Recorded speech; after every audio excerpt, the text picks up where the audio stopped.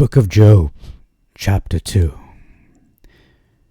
And it came to pass on a certain day that the angels of God came to stand before the Lord, and the devil came among them to stand before the Lord. And the Lord said to the devil, Whence comest thou? Then the devil said, Before the Lord I am come from going through the world and walking about the whole earth.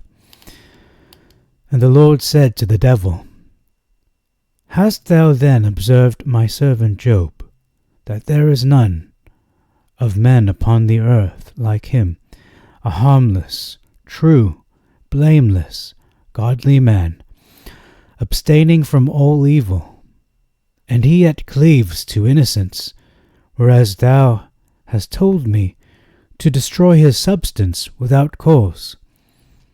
And the devil answered and said to the Lord, Skin for skin, all that a man has, will he give as a ransom for his life. Nay, but put forth thine hand, and touch his bones and his flesh. Verily he will bless thee to thy face. And the Lord said to the devil, Behold, I deliver him up to thee, only save his life. So the devil went out from the Lord, and smote Job with sore boils from his feet to his head.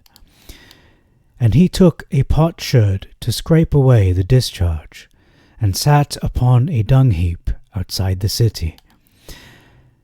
And when much time had passed, his wife said to him, How long wilt thou hold out? Saying, Behold, I wait yet a little while, expecting the hope of my deliverance. For behold, thy memorial is abolished from the earth. Sons and daughters, the pangs and pains of my womb, which I bore in vain, with sorrows. And thou thyself sittest down to spend the night in the open air, among the corruption of worms. And I am a wanderer and a servant, from place to place, and house to house, waiting for the setting of the sun, that I may rest from my labours and my pangs, which now beset me. But say some word against the Lord, and die. But he looked on her, and said to her, Thou hast spoken like one of the foolish women. If we have received good things of the hand of the Lord, shall we not endure evil things? In all these things that happened to him, Job sinned not at all with his lips before God. Now his 3 friends, having heard of all the evil that was come upon him, came to him each from his own country: Eliphaz, the king of the Themaeans; Baldad, sovereign of the Socaeans; Zophar, king of the Manaeans. And they came to him with one accord, to comfort and to visit him. And when they saw him from a distance, they did not know him. And they cried with a loud voice, and wept, and rent every one his garment, and sprinkled dust upon their heads. And they sat down beside him 7 days and 7 nights, and no one of them spoke, for they saw that his affliction was dreadful and very great. Shalom Aleichem, Assalamu Alaikum. Welcome to Job chapter 2. There are 13 verses in this chapter. And I also want to say Shabbat Shalom. It is Shabbat where I am. So beginning in verse 1, I have an exposition, just a question regarding the scenario, what's going on in the narrative, why are the angels standing before Elohim? What is happening here? Why are they standing before him? Because it says here, a certain day. We don't know what day it is. Some believe this is an appointed time, such as described in Leviticus chapter 23. It could be, perhaps. When are they standing? It says they're standing before Hashem. Another question is why aren't they worshiping? Why aren't they bowing if they're before him? Why aren't they prostrating? Why aren't they singing praise? In this context, the purpose is to stand before him, and we see a conversation happening between Hashem and Hasatan, the devil. In verse 2, there's an omission of before Yah, Yod-He, Waw-He, or before Hashem. This seems to be part of the narrative.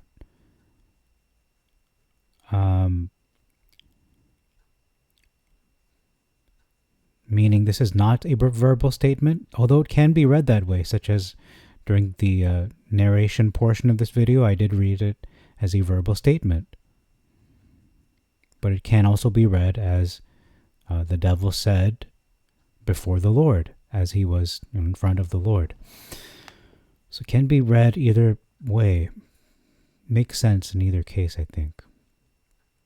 Whereas taking it as a verbal statement, I am before the Lord, seems a little tongue-in-cheek, a little bit, it's self-evident, it's obvious. He's stating the obvious. And then there's an omission here of the word whole as it relates to earth. Why is this important? Because if you recall, in Job chapter 1, we have a similar scenario happening where the angels, again, on a day, we don't know when, but they came to stand before the Lord, just as they did in chapter 2. So chapter 2 is a repetition. Not a repetition, it's this occurrence happens again. So they're asked to present themselves, stand before the Lord in two separate times. And notice the answer of Satan, where he responds to the Lord regarding where did you come from? And he says, I am come from compassing the earth and walking up and down in the world. A little bit mysterious, nebulous. Okay, so it's walking up and down in the world. Whereas the answer in verse 2 is more descriptive. He didn't just go up and down through the world and walking about the world. He walked about the whole earth, meaning I did this thoroughly. Why would he respond in such a way? Because recall, one of the seemingly challenges that the Lord presents to Satan is not just considering Job, but diligently considering Job. Meaning, Satan has to step up his game. He needs to not just search and go throughout the world and walking throughout the whole earth, probably focusing on the human beings on the earth, but he has to diligently search the whole earth, completely, 100%. Don't miss a detail. Don't miss anything. Don't take any shortcuts. Do a thorough job, and that's what he seems to have done here. The whole earth. So perhaps, again, this is speculation, but this could be the response of Satan to the word diligent, as was mentioned in chapter 1, since he did mention this time, not just walking throughout the world, but the whole earth. Okay, verse 3, observed. Hast thou then observed versus considered? So the first time, in chapter 1, what did Hashem say, considered my servant Job? No, it's not the same word being used. He didn't just consider Job. Now I'm saying Hashem is telling Satan, now observe Job. Don't just consider him. So now he's got your attention, but now look at his conduct. Monitor, supervise, watch him. Watch him now. Observe him. Don't just know of him. Know him more intimately by observing his behavior. Okay, it's a deeper layer than just considering, okay, consider this person by name. Now he's saying, now really watch him, really observe him day to day, his intentions, his actions, his words, everything. Observe him. What is going to happen as a result? Well, when you observe somebody, whether it's a spy or like an officer, an investigator, they gather their data, their information to what? To make an assessment. And for Satan, what he does is accuse. So he's going to gather data to make an accusation, to bring up an accusation against Job, a witness. Whether true or false, he's going to bring up something, try to destroy his reputation. And so we see here, observed versus considered. Then we see the attributes of harmless, true, blameless, godly versus perfect, upright, fears Elohim. So the omission here among these attributes is harmless. That was not included in the Masoretic. Innocence, it says here, he cleaves to innocence versus integrity. And I want to mention, before I forget, I remember studying the book of Job in English class, English literature, and one of the sins, you could say sins in quotation, that was brought up as a theme, as a focus point of the book of Job, and finding fault with Job was the teacher was steering the conversation towards, not just the conversation, but concluding that, and I would say wrongly, now that I really meditate on it over many years now, Job, his downfall, you could say his kryptonite, his personal sin, his biggest fault, according to the English teacher, grade 11, was his self-righteousness was his vice. That was why he was being punished, according to my teacher in grade 11 English literature. That is a false claim, but nonetheless, that is how he took it, or he interprets the book of Job, and how many believers even could possibly assess Job using that lens, saying, okay, he is self-righteous and he needs to get over himself, and comparing his righteousness to God's righteousness, we can see that you can't do that because our righteousness is like filthy rags. So yes, someone can make an argument for that point, but I would say that's not grounded in scriptural fact and truth. That's more of speculation and people's opinions. So, okay, bringing that up to move on to, the same verse. It says, his substance. So, you have told me to destroy what? Him? Okay, in the Masoretic it says him. He wasn't destroyed. It wasn't touched yet at this point in the narrative. It's only his substance, his material possessions, and his children that were destroyed without cause. Without cause. In verse 3. So verse 4, there's an omission of as a ransom. So the difference here, the thought here, when we look at the Masoretic, it says a man has, all that a man has will he give for his life. Okay, so he's going to give his life in exchange for all his possessions. It seems to echo the same thing in the Septuagint, that all that a man has Will he give? Oh no, okay. You know what? I don't think it's echoing the same statement. So in the Masoretic, it's saying, will all that a man has, will you give, let's say, a wealthy man who has piles of gold and many flocks and mansions, whatever, servants. He will give, a wealthy man will give those things in exchange for his life. He will give those things to bribe God, perhaps. That could be one possibility. In the Septuagint, it's rendered this way. All that a man has will he give as a ransom for his life.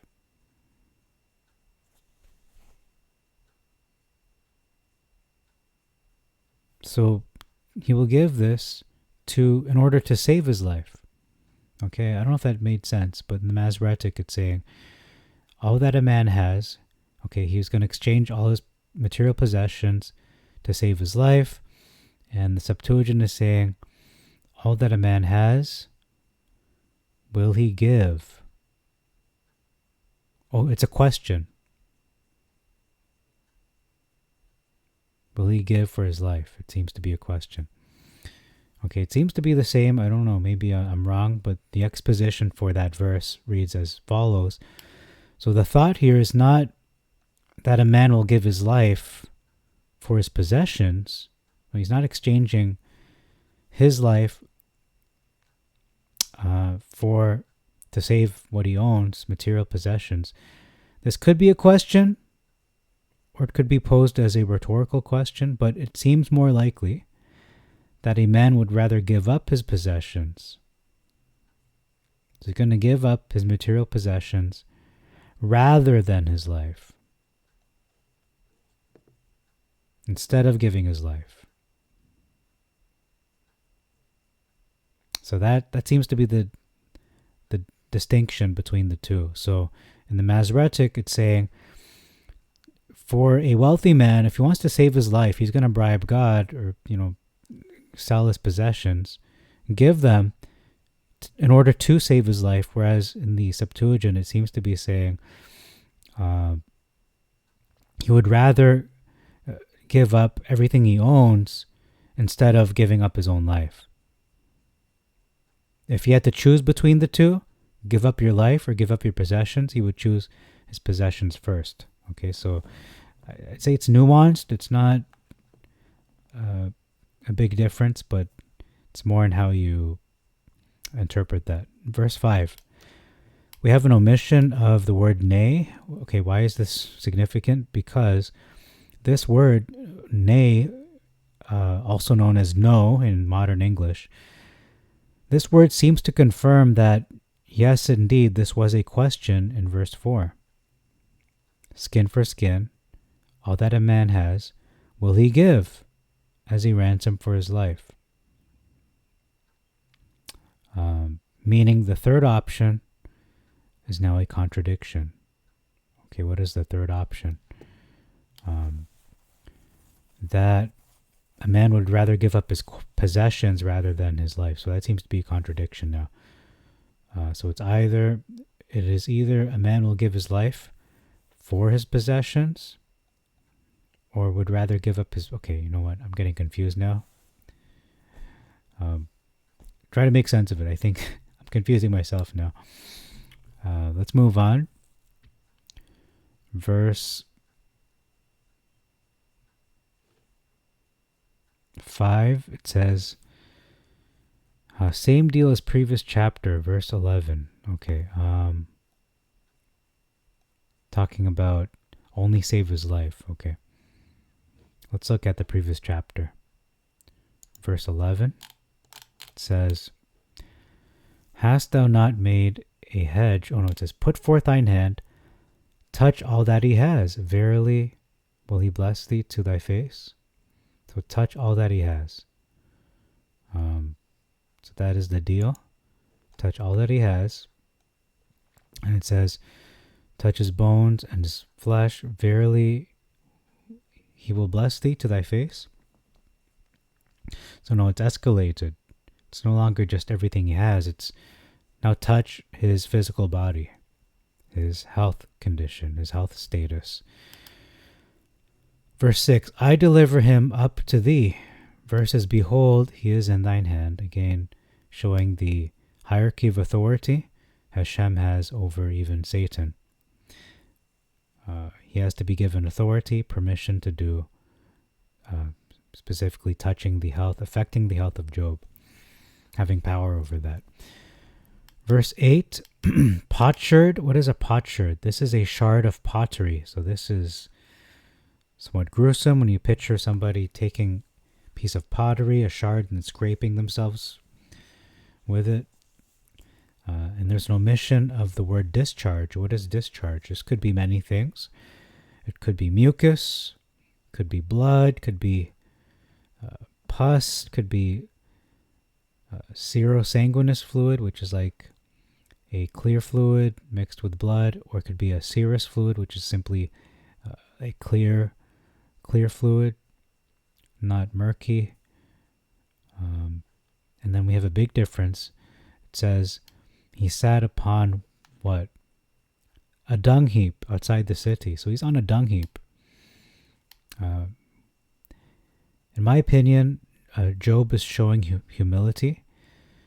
For example, we read in the previous book, Esther, where she applied dung upon herself when she was fasting. So, in my opinion, this seems to be Job displaying his humility, not just being outside the city, he's sitting on a heap of excrement, dung. Similar behavior to what Esther did when she humbled herself.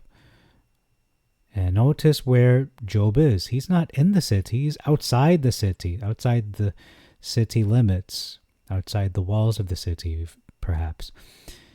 My question here is exposition.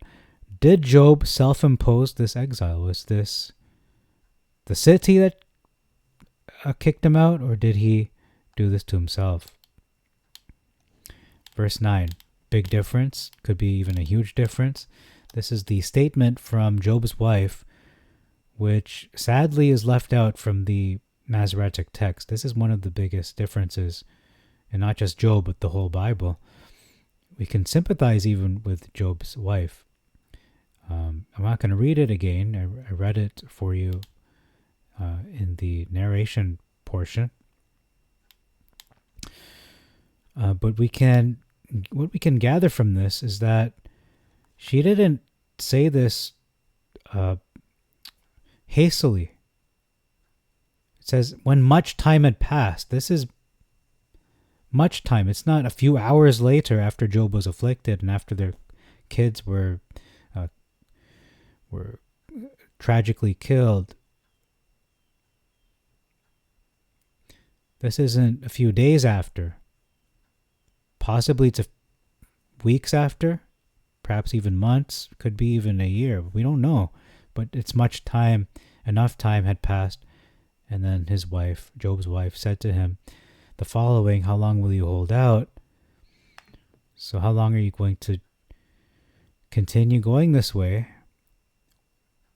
Saying to yourself, just a little longer, because he's expecting the hope of him being saved. He's going to be saved from his situation. How is it you haven't given up yet? Just look.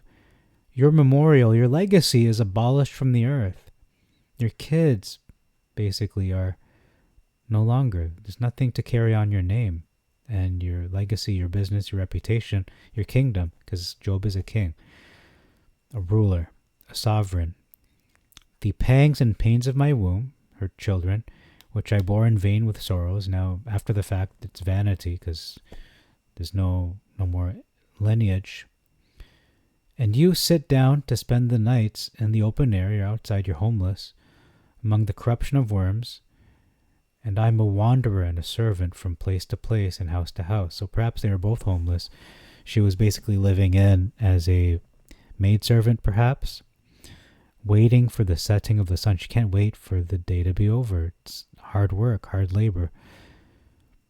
She couldn't wait to rest from her labors, and my pangs which now beset me. But say some word. I'm not sure what that means. My pangs which now beset me. Perhaps she's describing her work again. And now she capitulates and says, this has gone on for too long. Just say some word against the Lord. Is she tempting him to blaspheme the name of the Lord? I don't know. We can come up with different ideas. We don't exactly know. Is it a minor word, serious, or more blasphemous? Blasphemous enough to get him killed. So he would drop dead on the spot and God would just mercifully end his life, Job's life. So again, Job seems to be sleeping outside, and it seems his wife is also working. She's the breadwinner now to provide for the both of them, since Job is in a physical state, mental state, emotional state, perhaps even a social state. Socially, economically, he can't work and be the breadwinner anymore. It has to be the wife to step in and provide for them both. So I think we can be a lot more sympathetic to Job's wife in light of what the Septuagint has provided. More context, more information here. So let's compare her statement where it says in the Septuagint, expecting the hope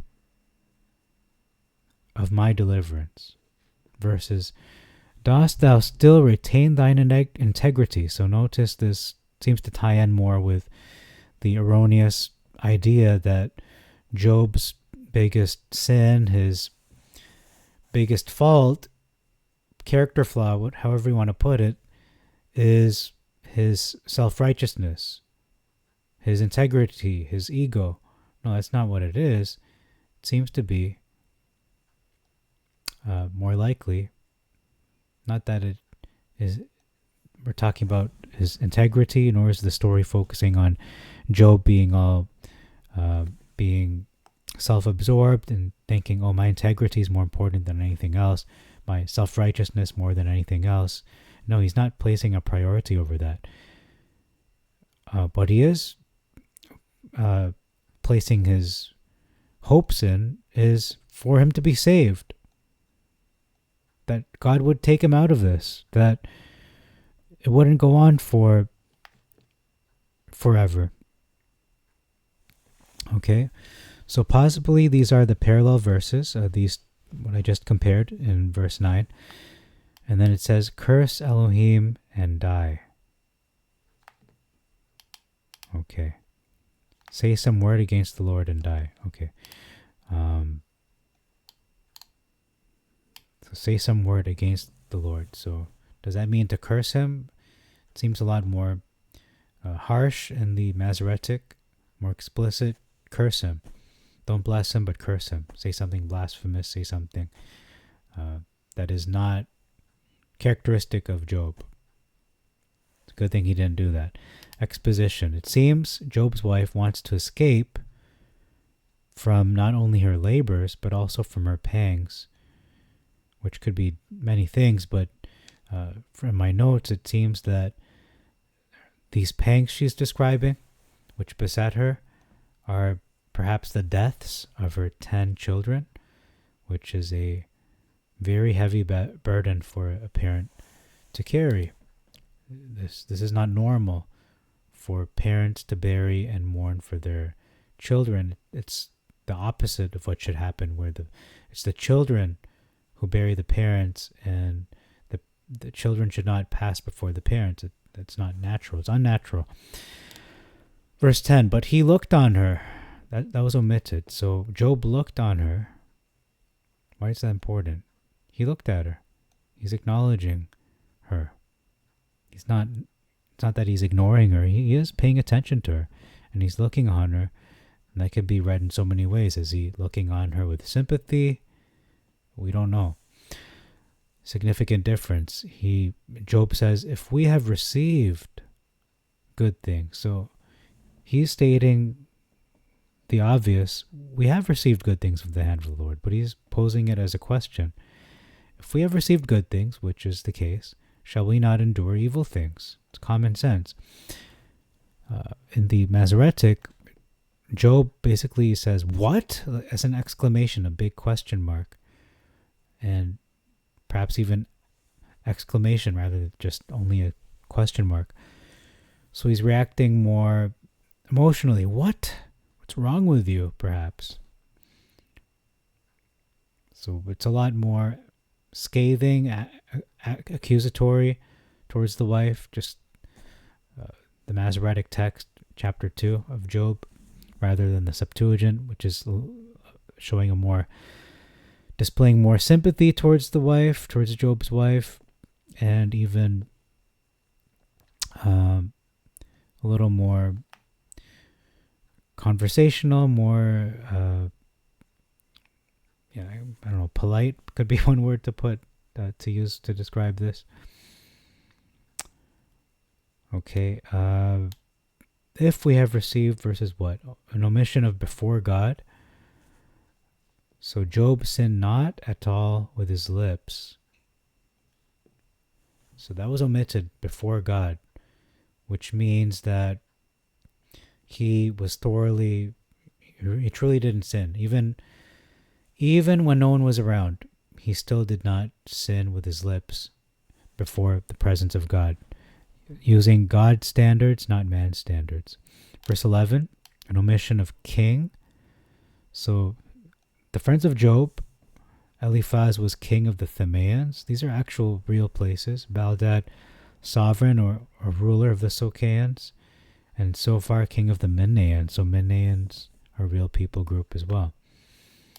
Whereas it's more cryptic and we're not sure who Temanites are. They could be Jordanites or Yemeni, but they are from the Middle East.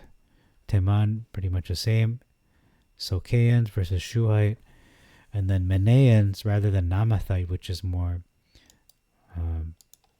cryptic. Let's look at that one. In the reference Hebrew dictionary, Nama, pleasantness. So from an inhabitant of Nama. So it's not as specific in the Masoretic. You just have to go with it and have a suspension of disbelief. So all four of Job's friends, including Job, are kings of the line of who? The line of Ishmael and Esau, or Edom as he's also known. So they visit him, the three kings, and they mourn with him. Notice that. That's quite important.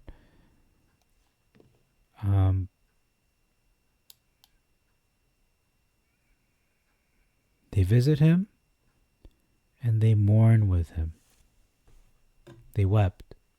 Are they mourning by themselves? No, they're mourning all together. And it seems to be that the friends of Job, are either mourning together, all the friends together, or mourning with Job and the friends all together. It doesn't seem explicit that Job is mourning too, but that's a possibility. Two more verses. Number 12, an addition of toward heaven. So they sprinkle dust upon their heads.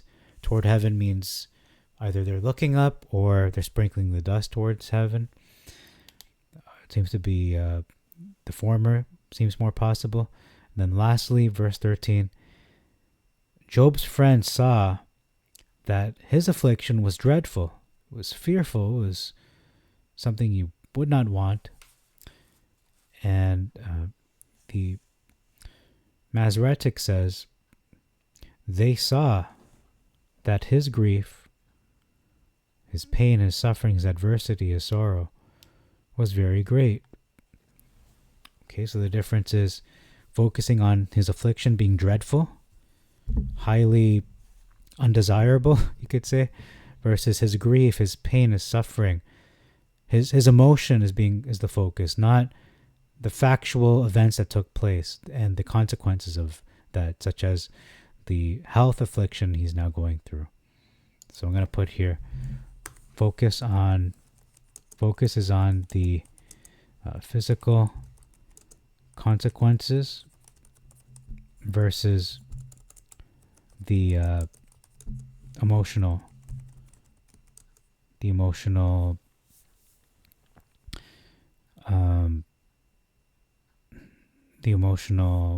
symptoms, you could say.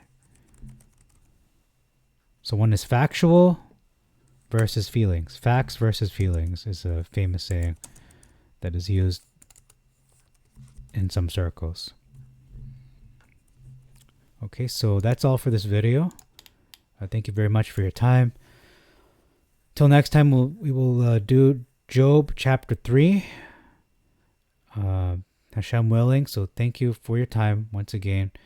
Until next time, I bid you all Shalom Aleichem, Assalamu Alaikum, Irini Mazisu, Pax Vobiscum. Peace be unto you, and Maranatha.